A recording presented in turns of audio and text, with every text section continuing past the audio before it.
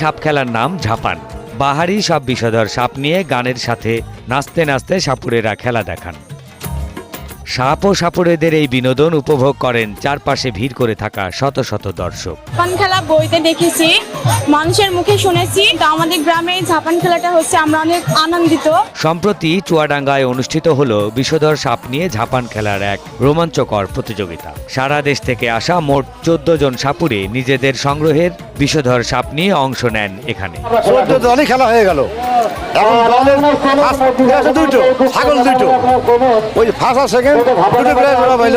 ঢাক আর ঢোলের বাজনার তালে তালে নেচে গিয়ে দর্শকদের মন ভরিয়ে তোলেন এক একজন সাপুড়ে। কেউ বা গলায় সাপ জড়িয়ে দেখাচ্ছেন নানা শারীরিক ভঙ্গি, কেউ আবার বিষধর সাপকে হাত দিয়ে চেপে ধরে দেখাচ্ছেন অবলীলায়। প্রতিযোগিতা শুরুর পর সাপুড়েরা বাদ্য বাজিয়ে নেচে গিয়ে সাপকে উত্তেজিত করে রাখার চেষ্টা করেন। অন্যদিকে বাকি প্রতিযোগীরা মন্ত্র পড়তে থাকেন যেন সাপটি তার ফনা নামিয়ে ফেলে।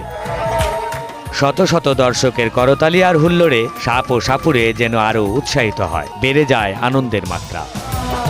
স্থানীয় গ্রামবাসীরা জানান, চুয়াডাঙ্গায় ঐতিহ্যবাহী এই সাপ খেলার আয়োজন করা হয় প্রতি বছর। গ্রামের ছোট বড় সকলে খেলা দেখতে আসেন সপরিবারে। সাপ খেলাকে ঘিরে আশেপাশে বসে বাহারি সব দোকানপাটও।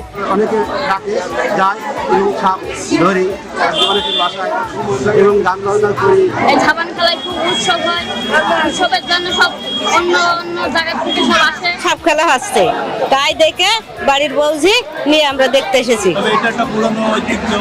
এই খেলাগুলো আস্তে আস্তে আমাদের বাংলার মাঝের থেকে হারিয়ে যাচ্ছে। যাতে আমি বলবো আয়োজন কমিটি যারা আয়োজন করেছে এরা যেন প্রতি বছরে এই আয়োজনটা এই বাংলার মাঝে তুলে ধরে।